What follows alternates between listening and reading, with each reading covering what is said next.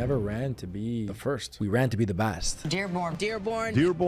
In Dearborn, Michigan. People aren't afraid that it's not going to work. They're actually afraid that it will work. The vilification of people who are different is the norm because they fear the idea that coexistence is working and it's successful. The least of us uplifts all of us. We elect the best of us, regardless of one's background, faith, or anything like that.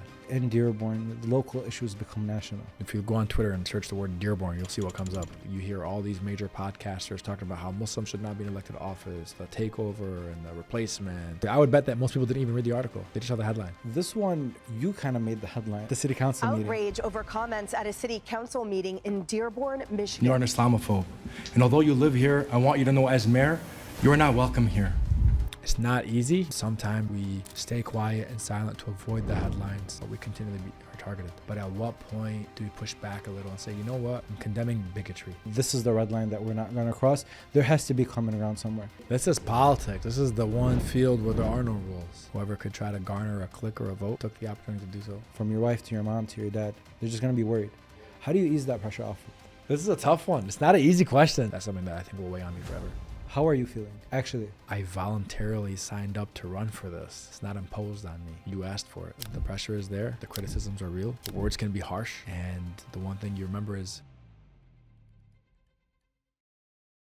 if you're from Dearborn, you probably know a lot of the stuff that I'm about to say. If you're not from the city of Dearborn, Dearborn is a very difficult city to find a replicate to. It's really one for one, and the people here are one for one. And although a lot of the things that you see in the news are so negative and hateful, and it paints this picture that Dearborn is like this wasteland, people who have visited, people who live here understand that it's growing and it's beautiful and it's one of the best places in America to live. And over the past 4 years, it's gotten significantly better. And the main reason for that is Abdullah Hammoud. You've seen his name in the headlines before, probably taken out of context, probably in a bad way. But I really wanted to create this episode and I wanted to post it a day before the mayor elections. If you're watching it before the elections, make sure you go vote for Abdullah. And if you're watching it after the elections, Abdullah's probably still mayor. And he probably did win the elections. And all the reasons for him winning the elections are in this episode. You know, we break down the narrative war that's happening on Dearborn. Why is it the way that it is? Why do people attack Dearborn the way that they do? And how Dearborn is really like. What are the advancements that Abdullah has had? How obsessive he is about the little details about the city. And to be honest, just how he's feeling as a person. If you're new to the podcast, make sure you subscribe, like this video, let me know what you think. Let me know what you think of all the Dearborn controversy. And with that being said, let's get the show started. Welcome aboard Middle East والمتوجهة إلى طيران الشرق الأوسط يرحب بمدينة القدس العربية. Abdullah, welcome back. thank you so much, sir. How are you feeling before the elections? You know, feeling rejuvenated with our Detroit perk. I graduated with Mustafa. Shout out Mustafa Ajmer. He always says, "I never drink his drinks." I'm having your drink. Yeah. You're not in Dearborn yet. Yes. We're actually, look, I don't know, you just mentioned it. We're announcing it in this episode that he's opening up in West Dearborn. So Coming to Dearborn. Exactly what we have been missing. A coffee shop. So thank you so much, Mustafa, for choosing Dearborn. Crazy times we're living in right now. This is a strange time. Crazy times. Every time I say it can get crazier or more strange, I am proven wrong. Did you expect it to be this crazy before you took office 4 years ago? No, nobody could have told me what unfolded over these last 4 years would unfold, and I would have believed them. Because the most important chain reaction that happened that led to everything unfolding was first Arab Muslim mayor being elected in Dearborn. And that was the chain reaction that kind of put the spotlight on us even more than it was before. I think a lot of people focused on my identity coming into mayorship. And when we were always asked about it, we said we never ran to be the first. Listen, it's cool. It's great. And I think it demonstrates that this is a city that can elect individuals regardless of the direction of how they pray or where their family comes from, things like that. We ran to be the best. But, you know, you lean on the mainstream media and for their clickbait, sometimes your faith is all they really care about. It's a weird concept to be like this fixated on someone's faith. You know, when Vivek was running for, wanted to be president last year. Everything I watched for him, I never once did I cross my mind, like, what's his faith? Till the other day I realized, oh wait, he wasn't really Christian. I was just used to Christian presidents. But you don't think about this stuff. It's you who's going to perform the best. Correct. And it's disheartening when you see that that's not the case here. You know, the vilification of people who are different is the norm, unfortunately, since the beginning of this country and before. And I think what you're seeing now, especially, for example, like Zohran's race in New York, obviously you're talking about the mayor of New York City. In my eyes, it's the mayor of America. You know, it's a city that's the size of, slightly smaller than the state of Michigan, but it's bigger than like 35 cities in the country, or 35 states in the country, excuse me. And so, people are hyper-focusing on faith. You hear all these major podcasters talking about how Muslims should not be in elected office, the takeover and the replacement. And for me, it's like, I've taken an oath to serve my residents in the greatest city in the country, in this country that I love, that I'm raising my family, that I was born in. And to many, it's still not enough. I was listening to a podcast with Zohran, and one thing he said, that people aren't afraid that it's not going to work. They're actually afraid that it will work. Correct. And when you have... It was a great podcast episode. It was. And when you listen to that and be like, wait, that actually makes a lot of sense, because if it doesn't work, it's easy to shame. Yeah. Oh, these guys suck. They don't know what they're doing. Islamification of America. If it does work, what does the conversation become? That's why I always say what's important is not being the first. What's important is that you are the best, so that the next time somebody who has a name similar to yours, who has a faith likened to yours, people don't sit there and question, are they capable? They look to you and say, hey, that person was capable. Why can't that person be capable? And therefore, what's important is not being first. What's important is not being last. It's who's the best. Correct. The backlash that Dearborn gets, it's not about the actual mistakes that happen, because mistakes happen everywhere, and people will have different opinions on something. Some person will see it as a mistake, the other person will see it as an accomplishment. But it's what Dearborn represents, I think, is the bigger issue. And in your eyes, what does Dearborn represent? This is the capital of coexistence.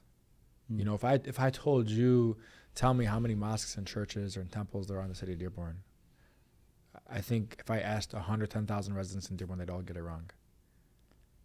We have somewhere north of 30, 40 churches and about 10, 11 mosques. Wow. That's not the stereotype that the mainstream media has pushed. The first majority Arab American city. Dearborn is the capital of coexistence. This is where you head on Altor Road, and that skyline has church steeples and mosque domes. You don't find that anywhere, but you find it here in Dearborn, where Italians migrated, Poles migrated.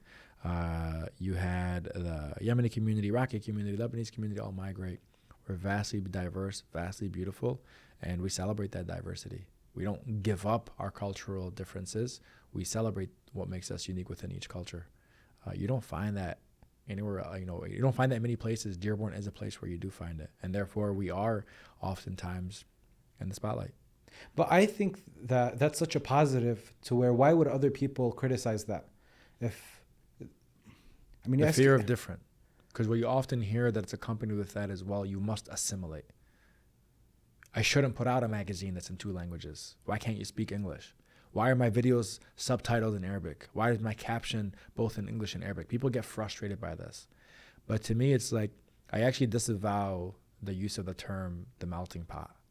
I actually don't like it. Why? Because in a melting pot, when you're talking about like a soup, everything looks the same. Right. We're the salad bowl. The lettuce is lettuce, the tomato is tomato, the cucumber is cucumber, and they all complement each other. Here in the city, we celebrate the unique cultures we have. We celebrate the unique faiths that we have. We celebrate the people that we have. We're not asking you to give up anything.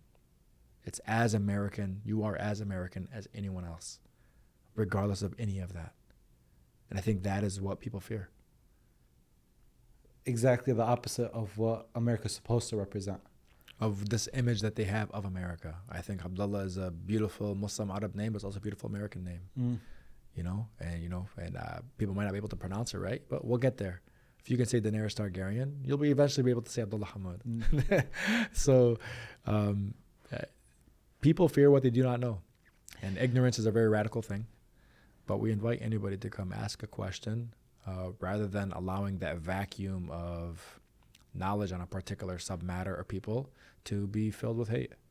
What do you think was the moment that you realized that, I wasn't expecting this? Was that there one moment where you're like, wait? When I first got elected 4 years ago, there was a lot of media attention around it. I didn't expect that. Like, Dearborn is a notable city in the country. We're the home of Ford Motor Company, the home of Carhartt, the home of some major industries. We're the largest, people call us the American capital of the country. And there's a lot of weight that comes with that. And then I would tell you, over the genocide that's happening in Gaza, Dearborn has also been in the media quite often. Obviously, as it pertains to the presidential election and the weight of Dearborn in the presidential election, the launch of the uncommitted movement to have happened across the country, for it to have launched in the city of Dearborn. And so I think there's a lot of things that we did not expect to happen that did happen. And, here we are. How do you learn how to navigate that as it happens? In real time. Yeah. Practice makes perfect. And one of the best pieces of advice I ever got when I entered public office about 9 years ago now was, take every interview and fail early, because you're going to need the experience later on. And so we navigate it as we experience it. We navigate it together, honestly. Oftentimes when you're seeing a headline emerge for the first time, so am I. And we're having conversations as a team. I'm leaning on advisors I have across the city, across the country, saying, what would you do in this situation? And we're blessed to have such a beautiful network that we can lean on. Yeah, because it would happen where something would happen. I know we're going to talk about this stuff later, but like the Jihad Capital of America, like that, they don't ask you before, like, hey, we're about to put this out. What do you think? Yeah. You just kind of, you got to receive piece it. That emerges. And then the question is, what do you do on the returning end? And for us, it was that viral video where we said, this is Dearborn. And that's all we said. And that video was shared several millions of times. And that was how you counteract a very racist and bigoted, hate-filled message filled with ignorance. The thing that I don't understand is, obviously, every time I see a national headline with Dearborn, I want to press, I want to watch, I want to see what they're talking about it.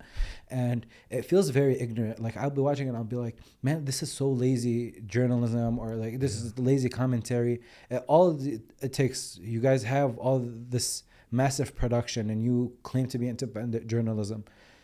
It takes a small trip to Dearborn, and all that speech, all that conversation goes out the window, because when you listen to that conversation, you're like, I'm going to come, it's going to look like the Sahara Desert and buildings are going to be broken and this is going to look like a disaster. And then you go down Michigan Avenue and you're like, this is one of the most beautiful walkable cities that I've seen. Ford relocating headquarters, staying in Dearborn. Okay, this is a massive global company that still chose to keep its headquarters in Dearborn.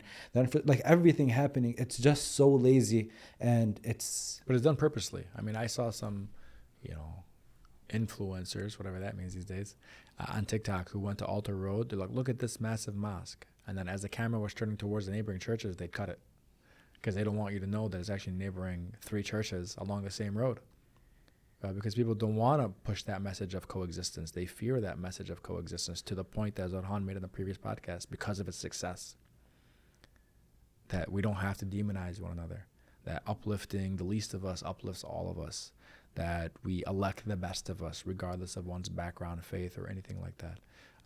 Hate sells. Fear sells. I mean, look what we have in the president's office. Look what we have happening across this country with candidates running for office and vilifying left and right who they're vilifying. I mean, this is, again, it's not new to this country. The proliferation of social media has given a lot more people voices and platforms, and I think that's what's been injected, and we're learning how to navigate that.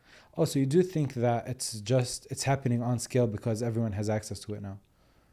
I mean, wouldn't you agree? I mean, nowadays, it's what produces money: likes and shares and comments and reposts and a lot of folk, this is how they make their money. They make their money by fear mongering and But the reality is, in the city of Dearborn, whether you're in Southwest Dearborn, South Dearborn, East or West, but what do people care about?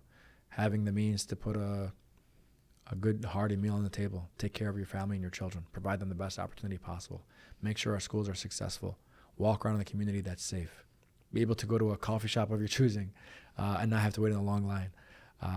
They want a thriving business community where their housing values keep going up. And we're accomplishing all those things, but the media doesn't pick up always on all those stories.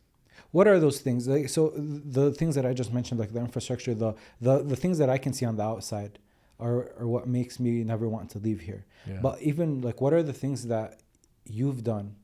Like, see those details about home values and crime. Like, can you walk me through some of the biggest accomplishments you feel like in your first term? Yeah, well, I mean, when we assumed office, there was a $30 million hole in the budget. We were able to address that when taxes were lowered and sustain a lower tax rate. We have the lowest tax rate now since 2010. Great accomplishment. We invested over $30 million in our parks. I think people see that visibly across the city. And we made sure that the investments were happening all across the city, understanding that you might not always have transportation. So we got to make sure that you're within walking distance or a shorter drive. We've invested, right now we're doing $25 million investment along Warren Avenue, which has been a thriving business district that has not seen a dollar invested in over 2 decades. You see new businesses, you see the businesses are being repurposed, the facade improvement, Nadia's Pharmacy, Elamir, Hamza's Pharmacy, Cedarland Bakery. All the businesses qualify, and it'll happen over the next several years. Warren Avenue is going to be transformed over the next 3 to 4 years. All the road work, the underground water line, the street lights, all of it will be changed in the years to come. We talk about flooding infrastructure. We just announced our long-term plan, which is going to cost us a few $100 million over 15 years, plus the work that we've already done, clearing out 50 log jams from the Rouge River. We're working on a project called Colson-Palmer Line. This is a 12-foot pipe that runs underground in East Dearborn that's supposed to carry 7 million gallons of water during a rain event.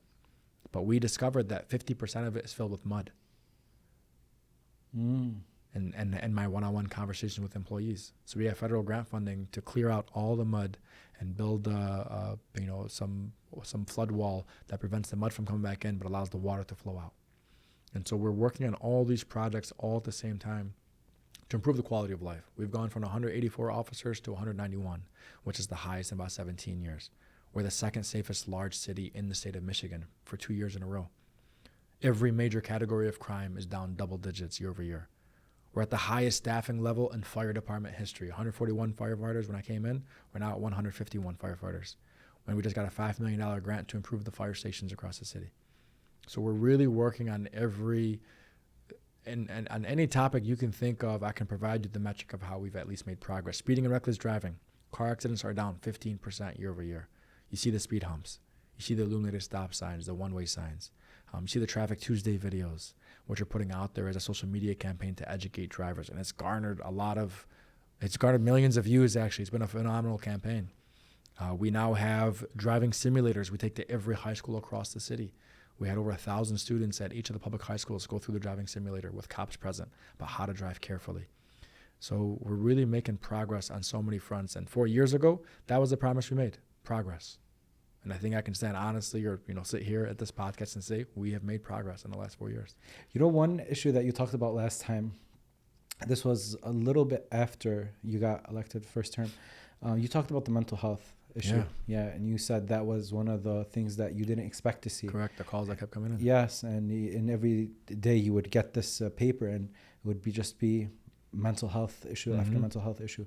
What kind of progress has happened in that department? Overdoses are down over 30% year over year. We obviously have the Narcan vending machines across the city. We've dispensed thousands of units of Narcan.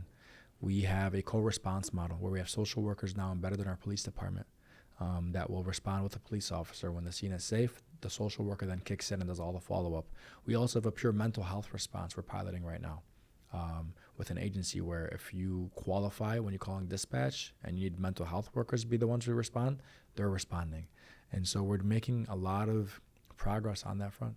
I did a drive-through with Access and Dearborn police officer. We were doing this. Yep, it's an access social worker that's embedded in our police department. We were doing this campaign for access about substance use prevention, and a video idea was like, let's go on a ride and go across the city. Yeah. And we went to these stops. We stopped at businesses, and they would give them Narcan, and the access representative would teach the business owner or the manager that's there on what to do in case an overdose happened at the business. And I think the way they would, the business would qualify for this is first at random, like they would go to different businesses, but let's say the police report says at this business there was an overdose last week.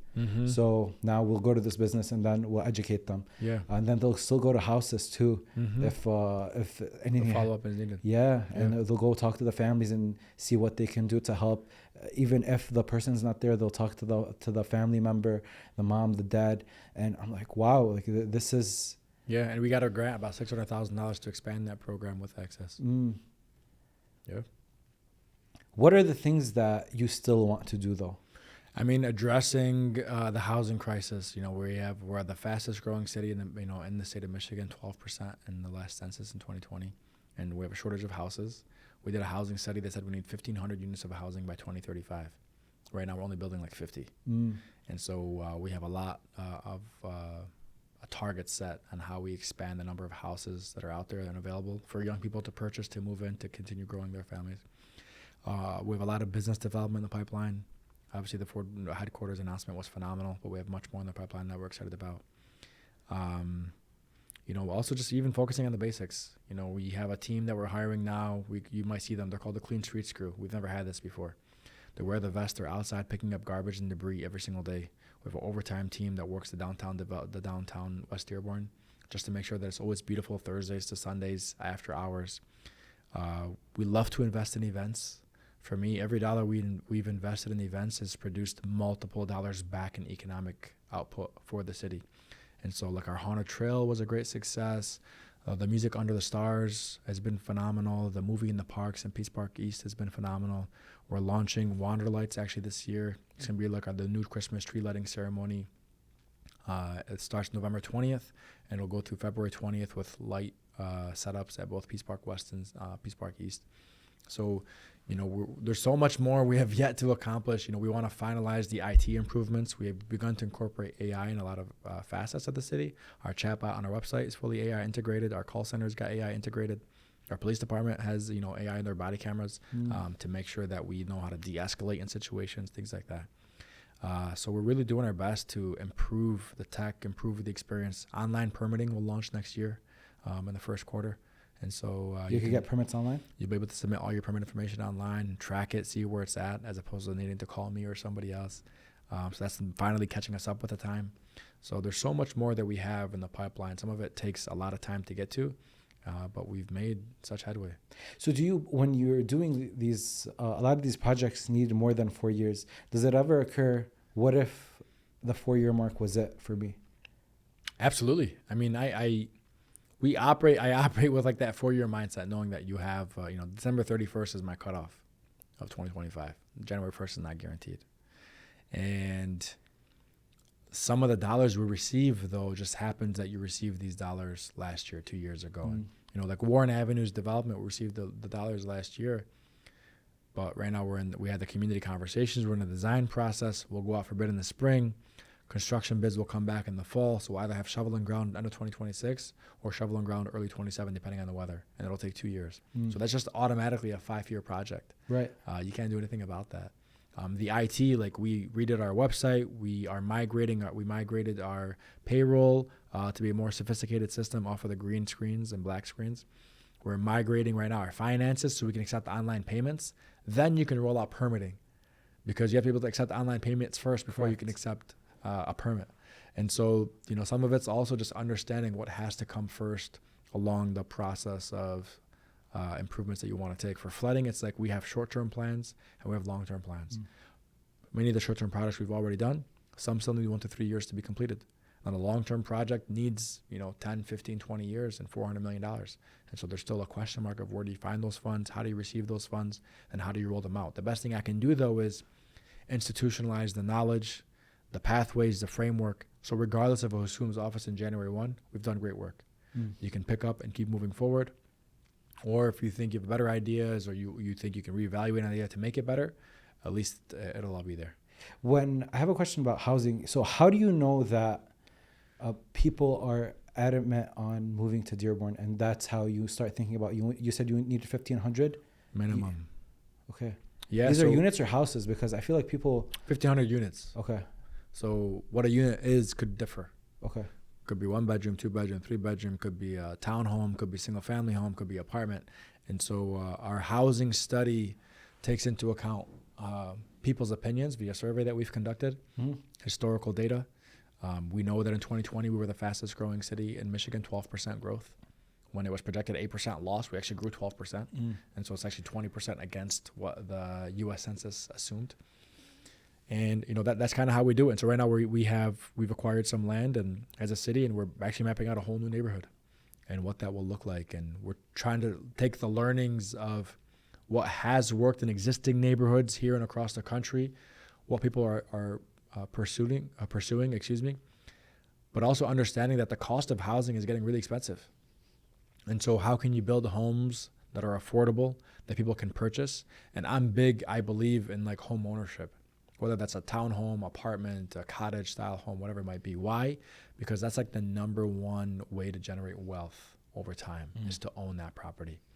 And so we're working on that. We have one area of the city where we have like 40 individual city plots. We as a city, we own the plots. We're coming up with the construction documents of 4 different types of homes, including duplexes. You can purchase a plot. You can build a single family home or a duplex. The requirement is that you have to live in it. So if it's a single family home, you live in it. If it's a duplex, you can live in one unit and you can rent out the second to generate some wealth. Okay. But we're paying for the construction documents. So you'll buy the plot and then we'll hand you the construction documents of the design of your choice, saving you tens of thousands of dollars. And then you just construct. Yeah. What you said, you see what people are pursuing, what they want. What do they want? Like, what's their request, if you will, to living in the city? For many people, you're looking at like that 2-bedroom minimum. A lot of people actually really like that 1,200 square foot size. They're not looking for that 2,000, 3,000 square feet. They like to maintain low maintenance. They like a lot of green space. They don't like your neighborhood to be riddled with asphalt and concrete, taken away from the experience, they want more walkability. They want to be close to grocery stores, places of worship, activities, parks. So as we're designing these neighborhoods, we're making sure we have all these elements laid out of where they would be and how they would be. And then the price point has to be right. Not everybody can come in and pay $200 a square foot. The housing affordability crisis exacerbated during COVID. Housing prices in Dearborn ballooned 60% in the last 5 years. When I paid for my house back in 2018, my neighbors have now all paid double. And so we also take that into account. Like, how do we structure the deal? Because we're not developers as a city. Right. But we bring in the developers. How do we structure it so that when the house is complete, it can sell for an affordable price point for a new grad? Or what we're hearing a lot of is we have a lot of seniors in our city who are aging. They're living in 2,500, 3,000 square foot homes.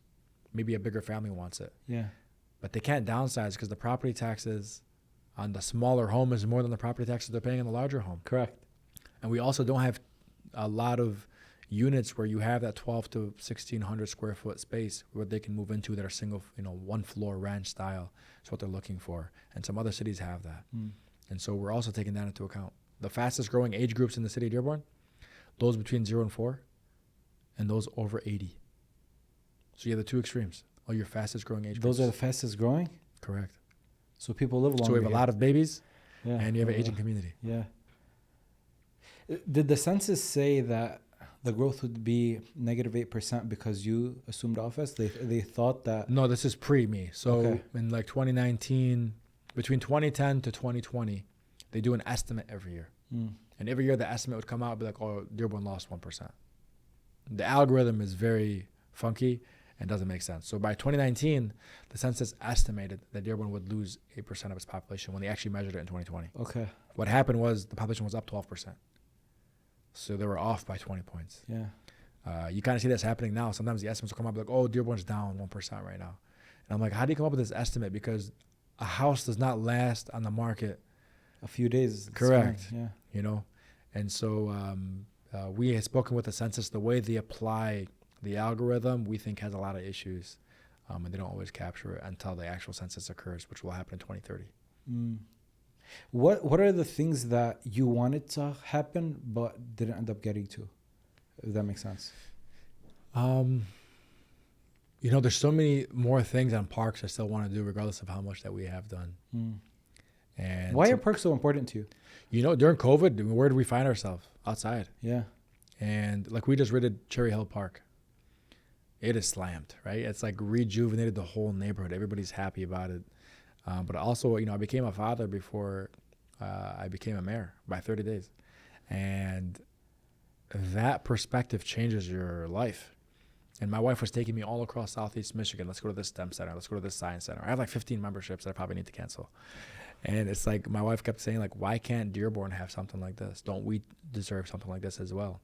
Which is why I have that mindset of how do you build the city to be family friendly so that we have the activities that we're looking for more than just food and coffee, right? We know we have that. We've nailed that. Alhamdulillah, we've rocked it, Shout out again. Shout out we've to rocked park. it. But what more do we got? We got parks. Great. We're converting Esper into a children's STEAM center, science, tech, engineering, arts, and math. It's already closed. Construction is commencing shortly. It'll be done next summer. We just got the renderings back for Bryant Library. Do the same thing. So that there's a children's space in their libraries aren't just places where you go sit silently, do homework, study, and move on. There are also now you're seeing these children pop-up centers, right? And so we're incorporating that into our libraries, free of charge for residents. So you also don't have to worry about what money do I have to spend to go have an enjoyable experience with my children. I grew up very working, poor family. And so that's always something in the back of my mind. How do I eliminate costs for families to have a good time? You shouldn't have to have money to enjoy your life. And so we eliminated the fee for pools. If you're 13 and under, you can go to the pool for free.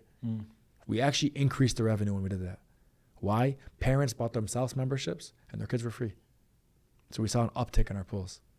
We rejuvenated the Civic Center. If you go work out at night, it's one of the baddest gyms we got out there.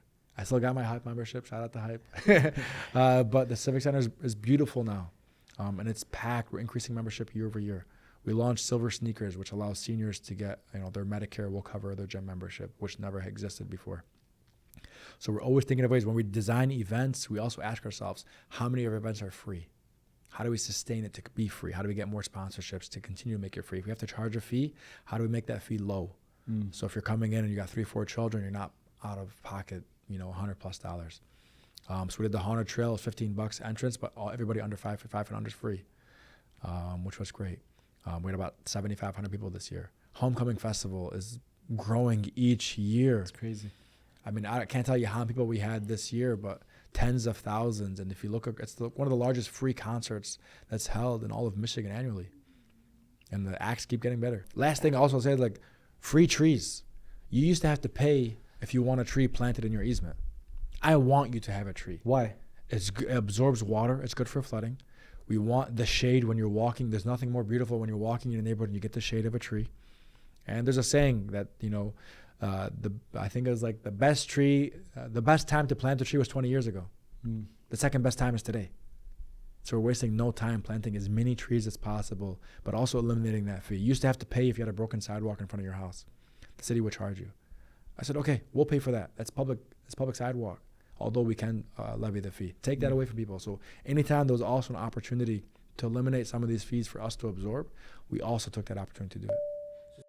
I want to introduce you to the newest sponsor of Not From Here, and that's Thrive Physical Therapy and Massage. If anything hurts at all, that's the place to be. And I'll tell you why. They're here in Dearborn. They make recovery easy with real treatments, not quick fixes or stuff that you see online. From deep tissue and cupping to shockwave and spinal therapy, they do it all. But that's not the best part. They take most insurances, so you really don't have an excuse. If you've been meaning to finally take care of that back pain, this is the sign to do that. Sometimes your body just needs a reset, and you're going to find it there. And on top of that, and maybe the most important part of all this, if you've been in an auto accident, they work with all insurances, and they can treat you and help you get to your best again. And all the information for Thrive Physical Therapy and Massage is in the description of this episode. As we grow, we want to make sure that our community grows as well. And that's why I'm presenting to you this opportunity from Nelson Insurance Agency. If you're a listener of this podcast, I want you to be the best at whatever you do. And if you're into insurance, if you're a licensed agent and you want that next career jump, you want to excel in the insurance space, that is the environment for you to do so. They're one of the fastest growing agencies in Michigan, breaking records month after month. If you've got that drive and if you've got that hunger and you want to build something for yourself, that's the place to be. Reach out to them, reach out to me. I'll get you connected to them. If you're a listener of this podcast and you're a fan of this podcast, you'll definitely get special treatment at Nasser Insurance Agency. So all the information to contact them is in the description. Or again, reach out to me and I'll get you guys connected. I know a lot of people that want access to their home's equity. They actually need it, but they just think it's something out of this world. Like it's very difficult, something that's very difficult to do. And maybe I would have thought the same, but it turns out it's way easier than I thought, especially when you do this through Mortgage Connections. Listen to this, no appraisal. You get approved in minutes. You get to choose your rate and your term. And they're closing these in as little as 5 days. In less than a week, you can tap into your home's equity. A lot of times we look for life-changing money. This is that type of realistic life-changing money. If you're a homeowner and you want to tap into your home's equity, check the link in the description and you can get started today. And now let's get back to the show.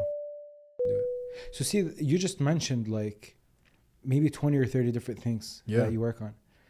When you assume office, I'm pretty sure you're not aware of all these 30 to 50 things, right? So how do they come presented to you? Like how big is your, like how do these things work? I met with every employee, just about every employee in the city. I used to kick the managers out of the meeting and meet with employees across the departments and just ask them, tell me what you're seeing, tell me what you're hearing. The Colson Palmer line we talked about, a 12-foot pipe that's 2 miles long with debris, that came from a conversation with one of the water and sewer techs managers. He told me, you know, in this line, 50% filled with mud. I was like, who? He's like, I've talked about it for years, but nobody paid attention. That was the idea that sparked, to us working on that project and out to adding 4 million gallons of capacity to our system. And so this is where we get these ideas. We do neighborhood walks for 2 years now. I walk with about 20 staff members in neighborhoods across the city. And that's where we got the idea for the front porch replacement program. Last year we announced we want to help you replace your front porch if you can't afford it and it's really dilapidated. Why? We want to address the rat issues. We want to address the aesthetics. And if you're not able to afford it, we want to help you out. And so we selected 15 homes that are happening right now. We're trying to figure out what the average cost is when we're done, and then see if we can expand the program. But about 1,500 people applied. Now, not all 1,500 needed the new front porch. You know, some people, they got a crack in the step, like, oh, I need a whole new front porch. Right. But the first one we actually tore down, when they tore it down, there's a bunch of rats they found. So we eliminated the rat issue. We gave somebody a dignified front porch that they're not embarrassed to walk into their home. And the city assumed that. And the neighbors feel better because they're also not looking at a piece of blight. Right. Yeah. That's what government needs to do. You know what the thing is? And someone will listen to you saying these things and they'll be like, but if these things are so evident, why haven't they been worked on before? And I was talking to my sister today and she was like, it's weird that we always want someone else to fix our problem, but we don't want to do the work ourselves because it takes time, it takes effort, it takes these studies that you have to do, it takes the walks that you take with your 20 staff members. Yeah. It takes a lot of work. It's a lot. Yeah, I have to be really passionate about it. And my wife will tell you I'm a workaholic. You know, I do my best to balance personal life, professional life.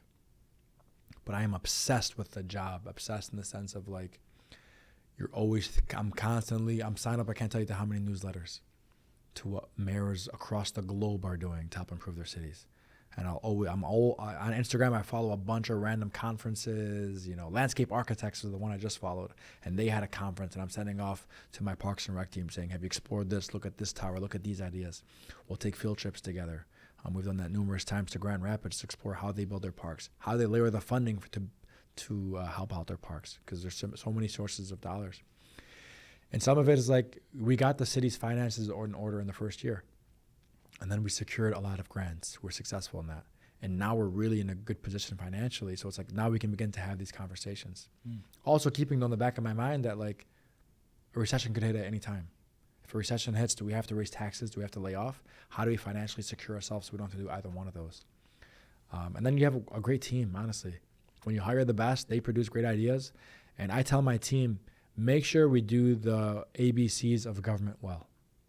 Respond on the phone, respond to the emails, Even respond on social media. I've empowered, my employees to respond on social media to address their concerns. They know that we hear it. If we do the ABCs right, the city and its residents will then allow you to take a little bit of risk to build something new, like Peace Park West, Peace Park East, Peace Park South. And then when we first built Peace Park West, people were like, what are you going to do with this? Then you saw the candlelit, Arab American Orchestra, the Dearborn Orchestra. Next year it's expanding. This year you're going to see the Wanderlights programming. You saw the free concert we hosted there, and downtown that day was slammed. And so that's what it's for. Like we're able to take that risk and show what we can do with a little bit of risk, knowing that we have the trust of the residents based on our track record of succeeding on the ABCs. We have a translator for the first time when you walk into City Hall. They didn't exist before. If you couldn't speak English, you would walk in and you wouldn't know where to go. Now we have full-time caseworkers who are also translators. So they're there to assist you with translating, but if you're also in need of assistance financially, there are caseworkers that work with Wayne Metro, and they'll submit your file information right down in there to see what assistance they can offer you. Wow. What if I ask you, what's your vision long-term? What do you want to see Dearborn be?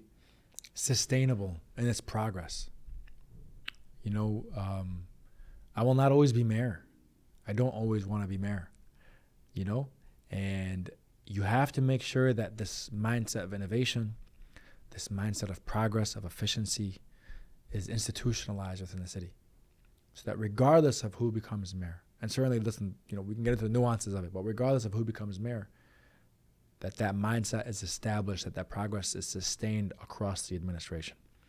That culture of curiosity is sustained within its employees, of being able to engage with residents, making sure they're answering their questions properly, tackling problems with real solutions, thinking about how we expand and move forward, looking at pilot concepts across the globe and seeing how we can bring them to Dearborn if it's efficient and strong.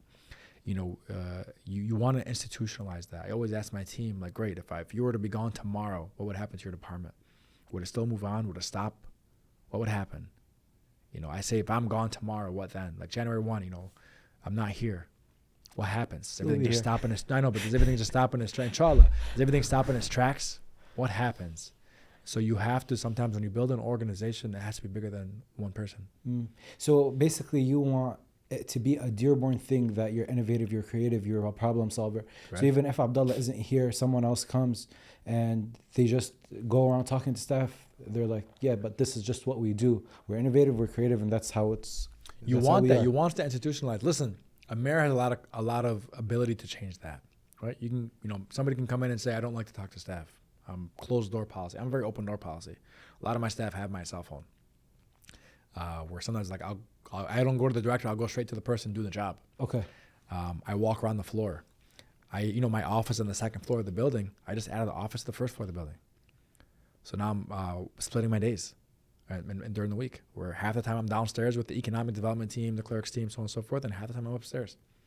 Because I want to be more visible. I want to be closer to the people, the counter where people are interacting. I want to overhear those conversations to see if there's anything more I can be doing to help improve the day-to-day life. And so, yes, some of that may come with an individual.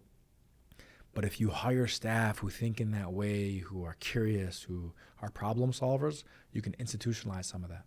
And you can ensure the city's success regardless of who's mayor for years to come. Do you think you're working so hard and you're this driven because of the pressure of being first?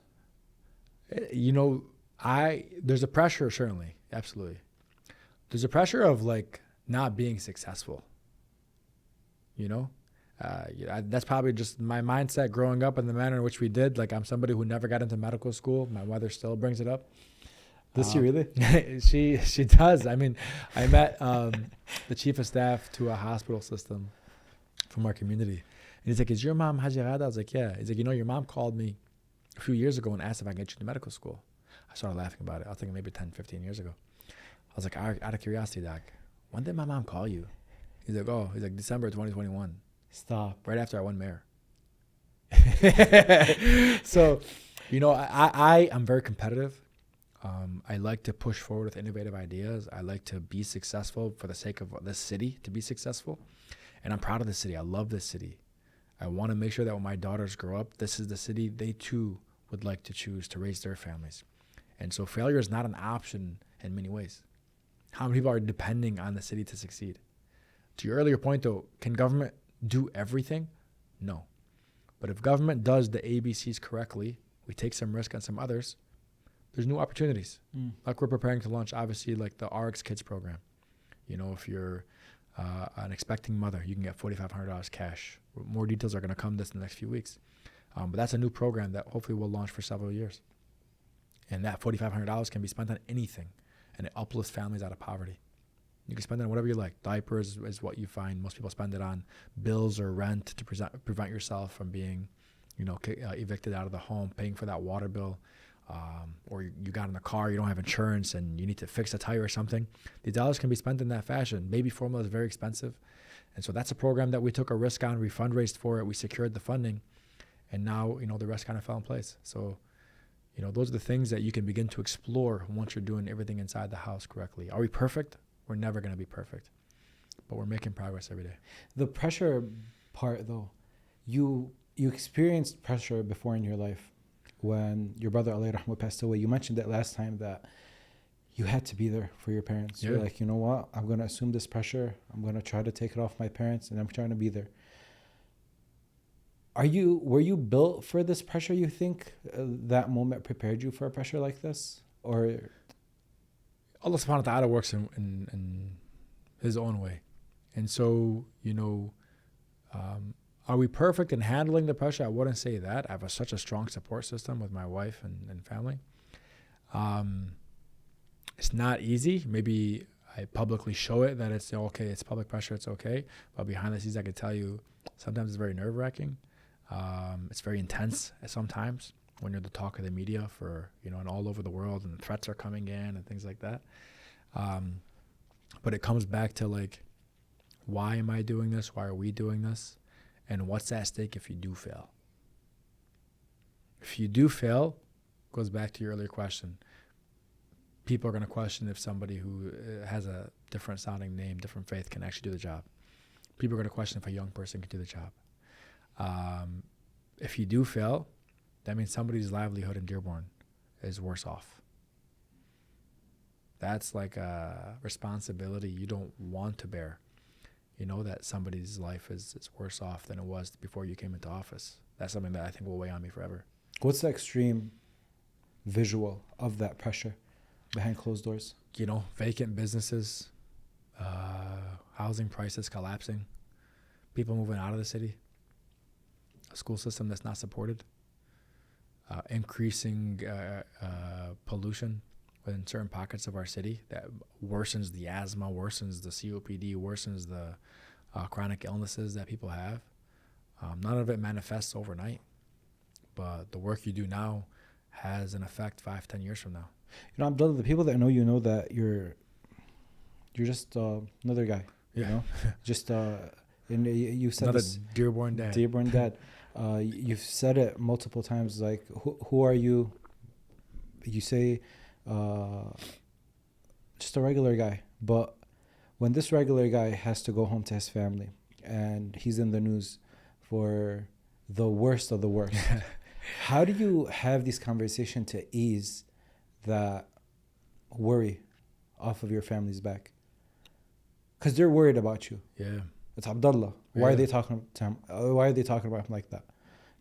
From your wife to your mom to your dad, they're just going to be worried. Yeah. How do you ease that pressure off of them? I tell them it's no big deal. The saying, this too shall pass, is real on many levels. Now, how long it takes before it passes, that's what's up for debate. Some things last 48 hours, some things will last 6 weeks, some things will be ongoing for years. And you don't know why it happened or why it manifested or, could you have done things differently? But it is what it is. And so that's what I try to do. You try to shoulder most of it or carry most of it, sometimes successfully, sometimes not successfully. And so you got to manage, that in your own ways, whether that's through working out, having conversations with your wife, working on a campaign to counter certain messages at times with your team. I don't think there's a silver bullet that tackles all of it. But the pressure is there. The criticisms are real. The words can be harsh. And the one thing you remember is I voluntarily signed up to run for this. It's not imposed on me. Yeah. And so the ability to complain is also, I think, very little room to complain. You asked for it. Yeah, you asked for it not knowing of the consequences, though. Of course. Yeah. But at any time, you can also have the right to bow out. I have that option. Doesn't look like you're going to take it. I mean, I'm not there. So, I mean, that's why I also say, like, you ask for that responsibility. You're carrying it. It has many different forms. And people are relying on you. You know, the thing is, a lot of cities go through problems, and each city will have their own, like, pile of just trash hanging. But it seems like in Dearborn, the local issues become national. Yeah. Yeah, like, we can start going through them, and it starts with the Jihad Capital. Yeah. What a such a dangerous, what a dangerous term to use on a set group of people. Yeah. You know, what were the consequences of that most people didn't see? The security concerns that we had from places of worship. We beefed up security immediately. Threats pour in all the time. People will call in from all over the country, from other countries, and just start spewing a bunch of hatred and bigotry, whether it's to 911 or call center or on social media. This happens. Oh yeah, absolutely, all the time. You know, if you go on Twitter and search the word Dearborn, you'll see what comes up. Yeah. And so security is always number one, making sure people are safe, they feel safe, that the public safety is visible. You see our police officers, we call on Wayne County sheriffs to assist us. Our police officers do a phenomenal job. And so I think that's first and foremost. We also have a very strong interfaith community that comes together, that meets as various faith leaders to have these conversations about what your congregation is hearing. What concerns do they have? Do you want us to be present at your, on Sunday or Saturday or Friday? We're happy to pass by, do what we call park and walk. And so that's one of the immediate things. And then the second thing that you think of is, how do you counter this? And there, specifically on the Capital of Jihad, we had so many ideas for how to counter it. Do you do another op-ed? But like, depending on the media source that you use, only a certain segment is gonna view it. And I'll be honest with you, I would bet that most people didn't even read the article. For sure. They just saw the headline. And so then it's like, okay, great. How about a video and social media era, and that one that can go viral? What does that look like? And there were so many iterations of what we thought to do. And we ultimately landed the video that did go out, which was just, this is Dearborn. Just show a video, take the B-roll footage that we have as a city, and make one video that demonstrates what Dearborn is. And I think we did that effectively, and it went well. But the funny idea I had was to go get everybody named Jihad and say, hi, my name is Jihad, and just put that in the video, be like, we are Jihad. But my team thought that the serious moment required a serious response. But I thought that would have been funny. That would be hilarious. Yeah. Keep it for the next time. And then you throw in a Jihad and be like, oh, Jihad. Look, no, we're looking for Jihad, not Jihad. And move on. But, there's so many conversations that go into it. Then you have folk, I lean on a lot of folk who are in the media who do this really, really well. And I call them and ask them for their opinion, their input. And it's helpful. Luckily, we went with the video that we did. Yeah. I'm telling you, if you keep that for the next time, whenever that comes, 4 years coming, you're going to have some headlines. It'd be a funny one. Keep it in the pipeline. Yeah. That's what how do you know which headline to take seriously and which headline to not take seriously? That's a great question. There's no science to it. You kind of see what takes hold after 24 hours. If there's anything I learned that, sometimes you don't have to respond immediately. We always say if it's a life or death situation, that's when immediate response has to happen. But if it's not, you have the ability of time, especially in the era of social media that we're in. There's always an opportunity to respond back in the time of your choosing and how you respond. And so there's no exact science, but that's really what we do. We lean on advisors, we lean on each other as a team, and kind of like there's a pulse that you can feel it. Yeah. It's real. You read the comments on social media, it gets worse or better and things like that. Because I remember not so long ago, I sent you a headline and you told me I simply wouldn't be able to address every single thing that comes in. Yeah. Can't address it all. Also, you have to ask yourself, where does this exist? Yeah. If I got, some bigots who got a podcast who absolutely hate Muslims and Arab and Islam, and if they've repeated this several times, and they're sharing an article head, am I really trying to get them to change their mind? You have to ask yourself, what's the value of the hard work you're going to put in? Is it to change perspective from an ignorant individual who you know it's never going to happen? It's not worth the effort. True. If it's just to have some positive content out there, we can do that each and every single day. But I promise you, even if there was a very positive story or we debunked a false story, some of the major news stations that ran the original headline, they're not going to run the counter. Right. Of course they won't. Because they got the clickbait that they wanted and they moved on. Yeah. So you also have to ask yourself that. You have to weigh the pros and cons of how you react and what manner do you react and if it's worth reacting at all. Abdullah kind of already broke this news at the beginning of the episode, but you heard that right. Detroit Perk is officially coming to downtown West Dearborn and to Canton very, very soon. Your favorite coffee shop, your favorite drinks, the same moody vibe that made us fall in love with Detroit Perk the first time is expanding. And that's just a testament of how good this place really is. You know, I record these episodes out of downtown West Dearborn, so my excitement levels are through the roof. For this episode, the mayor doesn't drink coffee, so he got a refresher. I got an Irish cream cold brew, 10 out of 10 every single time. You know what most people don't realize is that justice isn't automatic, especially for people like us. I know in this episode we're talking about elections and they're coming up, but change doesn't just happen in voting booths. It happens when we hold the system accountable. If you've been detained illegally or simply had your rights violated, that's where attorney Amir Maklit steps in. He's been fighting for civil rights in this community for years and he's been very successful. He makes sure people actually get justice, not just excuses. Because here's the truth, and you'll understand from this conversation that the battle's only getting harder, but you'll want to know someone that is very capable with how the system works to be on your side. And that's Amir Maklit. And all the information to contact Amir is in the description of this episode. This one, you kind of made the headline. Yeah. At the city council meeting. Yeah. That one's tricky, right? Because the clip, the way it was clipped in the way to show you in the worst way possible. Yeah. You know, and that's kind of, it's different than having a headline saying Dearborn is this, and then seeing a clip of video and chopping it up to make sure that it shows that Dearborn is this. Yeah. Right? All the media that I watched about that specific event, it was chopped up. None of them had you saying, well, you're the one that's filled with hatred. You're the one that does this. They completely eliminated that part. Of course. Yeah. Here's what I'll say about it. Okay. Understanding the sensitivities around it. In that moment, I think what people saw and heard was me speaking out as a father who was not going to stand by and watch my daughters be vilified because of their faith. You did take your mayor hat off.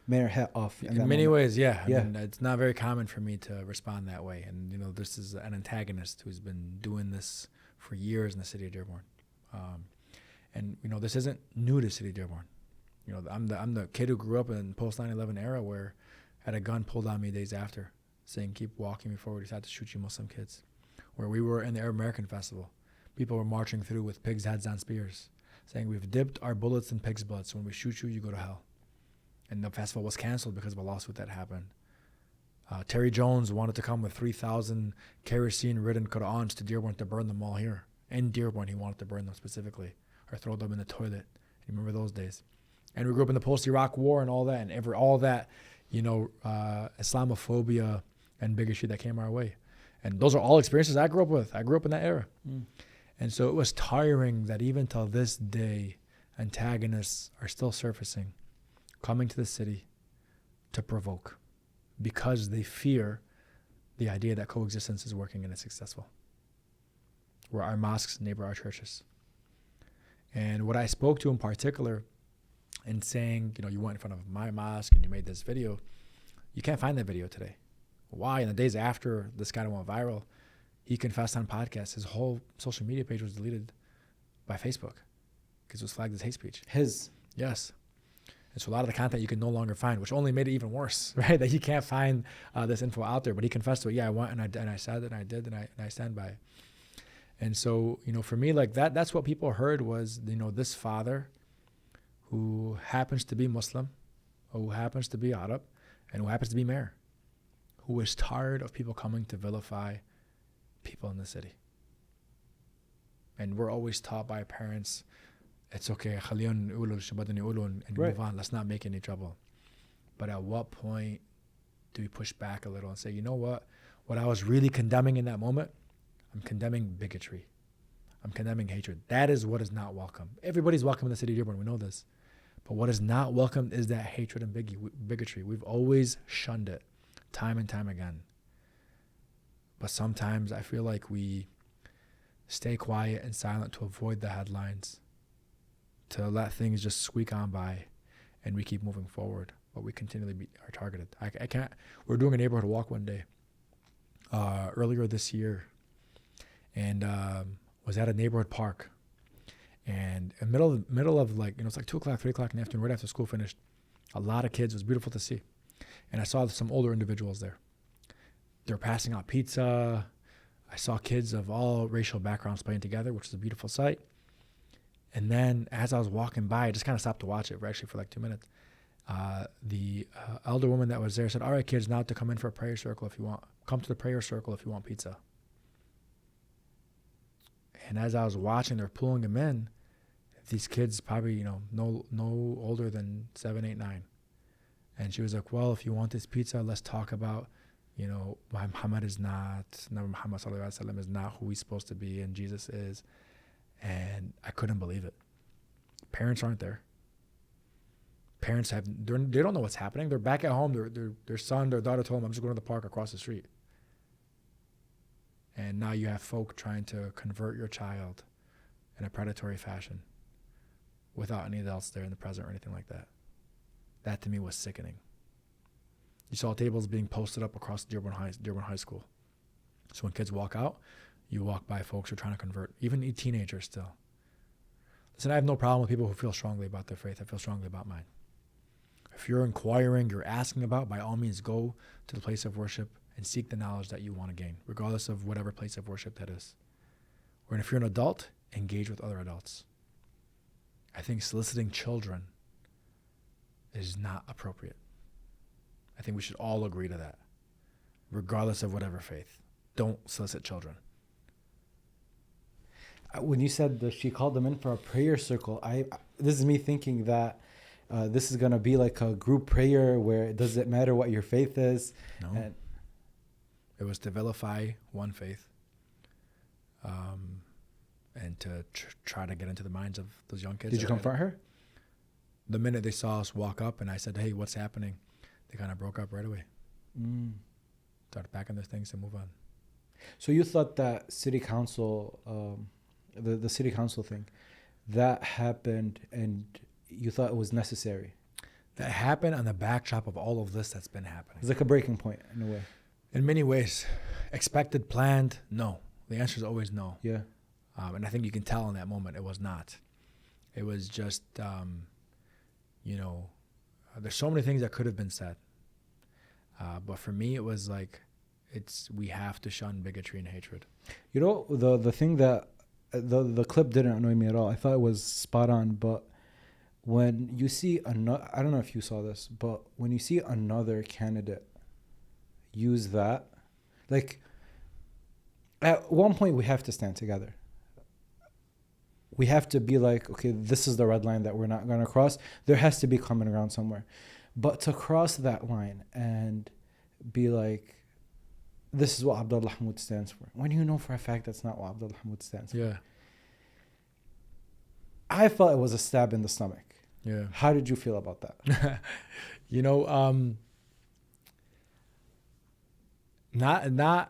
I don't think I was surprised. Like, there's rules to war, and this is, I feel like, that you break. This is politics. This is the one field where there are no rules. You think so? Where everybody's, political expediency, people are sometimes willing to do anything for that expediency. And so, whether it was mainstream media or candidates for office, whoever could try to garner a click or a vote took the opportunity to do so. You know what the thing is? At the end of the day, this is my personal opinion, that will further it will further cement you taking, this will post the day before the election. So a lot of people are going to be watching this, you're going to be already mayor, right? That moment for me will be one of those cementing moments, because everyone that lives here knows exactly what you meant. and knows the exact context. So I mean, look at the follow-up council meeting. You had Christian pastors come forward yeah, and speak in support, saying they too reject what another individual was trying to do within the city. And I think that speaks volumes. Like sometimes it's important to understand when like people said, you have to respond. I said, sometimes I cannot be the person who responds because of who I am. Me coming out and saying, well, everybody is welcome here. Like, no, obviously. You're the mayor. Obviously, you're going to say that. You're the mayor or you're a Muslim. We don't take you for your word. Okay? That's just the truth. Sometimes you need a non-Arab Muslim to come out and say the things that we have been saying and preaching and living for so long. It's just the nature of how humans perceive things, unfortunately. That's the reality of it. Yeah. I mean, listen, take the genocide as a great example. Sometimes it's not the Arab who's speaking to the plight of the Palestinian people that's garnering media attention and making waves and changing hearts. It's Mark Ruffalo, the Hollywood actor. Yeah, and that's what it has. It's Miss Rachel. Yeah, it's Miss Rachel. Who's got a large following, and God bless her for utilizing her platform to speak truth to power. But that's what it takes sometimes, unfortunately. And I think, that next meeting, we never had a plan. People all spoke from their hearts. We didn't expect any of it. But what I would say is people will often speak negatively towards Dearborn. I've never lived here or not from here. Because if you talk to anybody in the city, I say 9, kind of like that dentist commercial, 9 out of 10 dentists, 9 out of 10 residents will tell you how beautiful and amazing Dearborn is. You have some who listen, you will complain about the issues. We all do. Yeah. But they'll tell you how amazing it is, how we've always lived side by side. And it's beautiful and it's great to see. And that's why we live here. What about the call to prayer? What, the call to prayer has been happening in Dearborn since the 1970s. Really? Yes, the 1970s. We've had new masajid that have come online, that they too have done the call to prayer. But our ordinance very clearly says between the hours of 7 a.m. and 10 p.m., it's permissible at a certain decibel reading. Just as, church bells are as beautiful that we love to hear, just like the call to prayer is. So that's the policy from 7 a.m. to 10 p.m.? Correct. It's allowed. Correct. So people that are waking up at Fajr time, really, there's no call to prayer at Fajr. Most of the masajid do not do a call to prayer for Fajr. And what I would tell you is, those complaining about the call to prayer, I mean, it's a very, very few. You still want to respect the wishes. And if you have a serious concern, I have to uphold the law across all board. But we've done decibel readings at these mosques, all within threshold, all within legal limit. And so for me, it's not an issue. We also have to uphold our constitutional right to freedom of religion. Of course. And I would say this, that's the thing. I'm saying this as a Muslim Arab. People are like, of course you're going to say this is a call to prayer. But why are these complaints just coming forward now? Yeah. Elections coming up. Call to prayer has been happening since the 1970s in Dearborn, starting at Masjid Dix in the South End. Masjid al-Huda over on Lanyo and Warren has been doing it since it opened as a mosque some 10 years ago. And here's it gets tricky because now, like you said, it's like, of course he's going to say that. But what you say is like, it's a policy. Like this is the ordinance. Nothing has changed. The law has not changed. Like you didn't change the ordinance for people to start doing this. And when people complain, we go out and we measure. And we determine what the sound threshold is. And they've been within legal compliance. So, and I think our masajid, many of them are being accommodating for some who don't want to hear it as often. I've heard that they've cut down on how many adhans they're doing per day and things like that. What's the role that you think you're playing right now in the future? We mentioned this at the beginning. You didn't run to be the first, you ran to be the best. But reality is you are the first, and now you're seeing more first in each city and state. What can they do to really hone down on making their run for mayor the best? Yeah. Listen, I'm somebody, I can think the world of myself, but I'm also very humble. I think many of these candidates that we're seeing across the country far surpass me, 10 times over. That would be my 2 cents. I think what Zohran has done in New York has been phenomenal, nothing short of, and very eloquent. And I think I'm probably more excited for his election next week, or say tomorrow, based on one of the podcasts is posting, versus my own re-election. And that's just the truth. So how do you garner that much people like what he's done is so weird because you can make the argument that Dearborn was always mostly Arab American and Abdullah was the clear cut A matter of time, yeah. Yeah, it was a matter of time. In New York, place like New York. Yeah, 9 million people. What I would tell you is his message was resonating. His message on affordability. He's somebody who understood the people, and he was talking to them, and nobody else was. And that's what they cared about. They cared about the policy. They cared about the best. And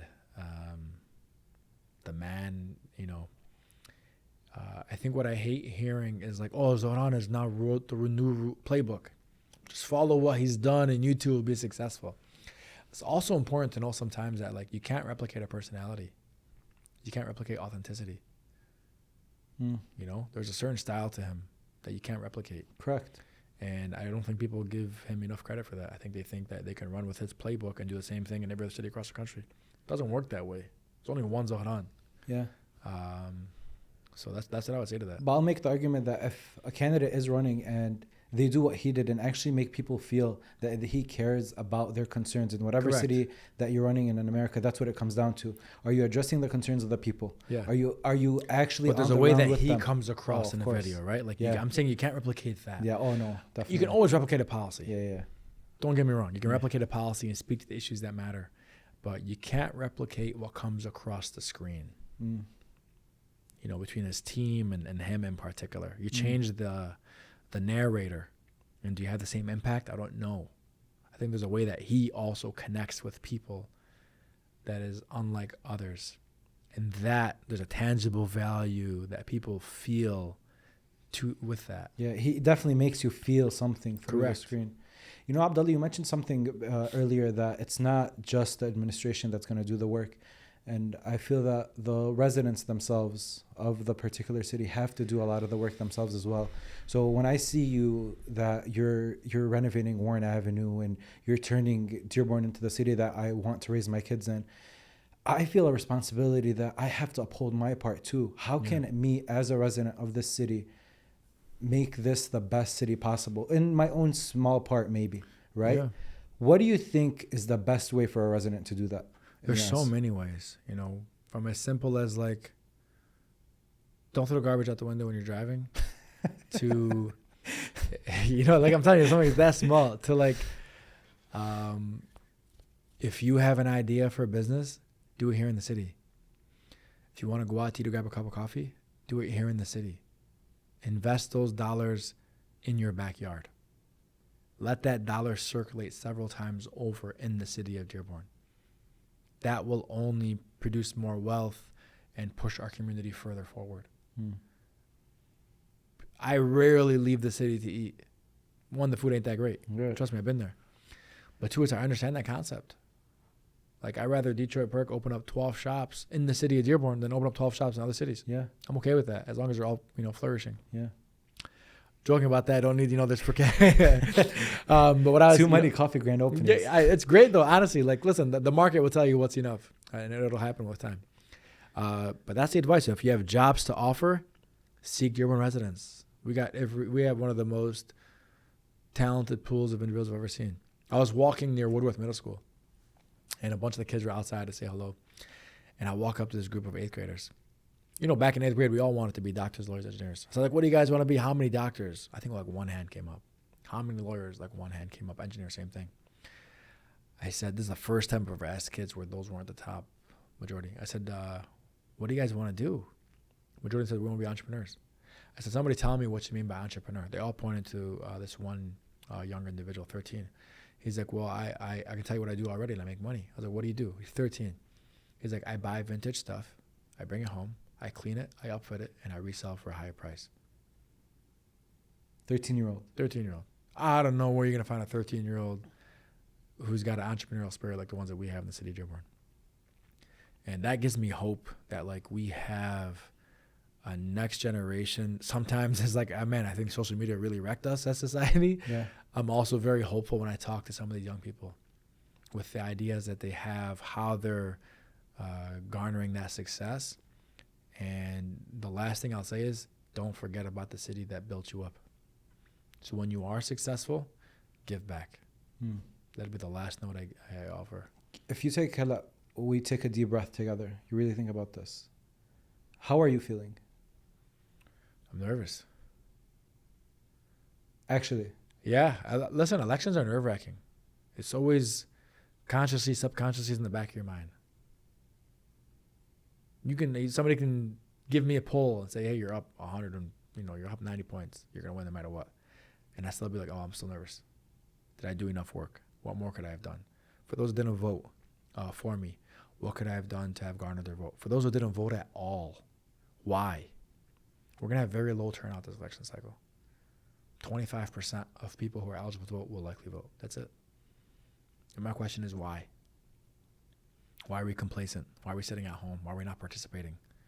What more could we have done to reach them? are those the dark thoughts that come at night?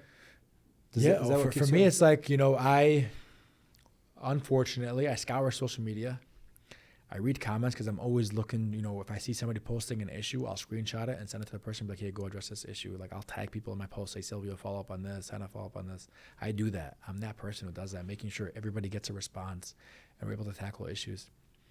But sometimes I know that, the blighted house next to you that's in foreclosure, there's very little I can do about it. I can't board it up. It's not my property. I can't demo it tomorrow. This is a long court battle. And people will get frustrated saying, what is the city doing about it? So we have some of those. But the stuff that keeps me up at night is all that. It's the safety measures for my family, making sure family's safe given all the threats that come in. It's, anticipating the next budget cycle. It's thinking about the next challenge. It's delivering on the promises that you've made. All of it is there. And it's also like being able to turn off to be present. Exactly. That's what I want. That's what I'm asking when I say, how are you? Like when you try to turn off and you sit and be like, who's that guy? Abu Mariam. That's honestly what I have to fall back to. My girls and my wife for everything. And me and my wife have a few shows that we watch at night, which is like a blessing. It's nice. Eat our Haagen-Dazs ice cream and do that. Or I get my acai bowl from Coco Shack. And sometimes that 1 hour we have at night is just like the debrief, the catch up, watch the one episode, and then go to bed. Like something beautiful when we were talking on the phone the other day, and you're like, let's shoot. But then you kind of wanted to schedule the shoot around your daughter's nap. I'm like, man, this is the mayor elections next week. Yeah. He's still trying to fit the shoot when his daughter is napping. Yeah. And to me, that's why I'll go and I'll vote for you every single time. Every single time, that's why I'll go vote. And on the notion of people, the voting turnout isn't the best. It's not what we want. I'm saying a lot of my friends that didn't vote last time said we have to make sure we vote for Abdullah this time. And I think that just speaks to the work that you've done. And we're upping it, right? Like, since April, I've been upping my social media game. Not because of elections, because I want to communicate with people. We've done a phenomenal job. But to your point about to my daughter's nap, like if I had lost everything and all I had was my family, I'm still up. And that's why to me it's so important. Like I can fail as mayor, and I know I've said this I think in the last podcast. I can fail as mayor. What I can't fail at is being a father and a husband. That's what I don't have any room to fail at. And so occupying my time during nap time to do the work, that's great. I'm there for pickup every day. I'm there for drop off every day. Like I do what I have to do for my family first. Because if I can't take care of my family, I'm not going to take care of my Dearborn family. Right. That I will fail at if I don't get the first part right. Last question before you go. What's an unpopular opinion that would get you in trouble on the dinner table? This is a tough one. It's not an easy question. Really? What did you get? What have you gotten previously? Really? You're the second person. What is an unpopular opinion I can have at the dining room table? That'll get you in trouble. The lighthearted for me where I default is like, telling my wife I always want more children. That is seriously get me. I know. Trust me, I promise. I know. I think the serious take, what I mean by dining room table, would be like, the larger Dearborn table. Yeah. You don't need Abdullah Hammoud as mayor to be successful. I think I hear that so often, and it's cool to hear. People tell you they need you to be successful? They're like, without Abdullah Hammoud, the city won't be successful. And I like the unpopular take will be like, Alhamdulillah, listen, I think we're doing great work. I'm not gonna be here always. And I like to reiterate that. And I don't want to be mayor forever. So accept it. Inshallah, a long tenure though. It won't be forever. Inshallah, it's long. Even that, Yeah. I don't know. Let's focus on the next 4 years, and then maybe we'll have another episode in 4 years, and we'll try to do some Inshallah, convincing. inshallah. So Abdullah, thank you so much. Thank you so much. Congratulations Thank on you. being mayor again. Thank you so much. Habib, Thank you.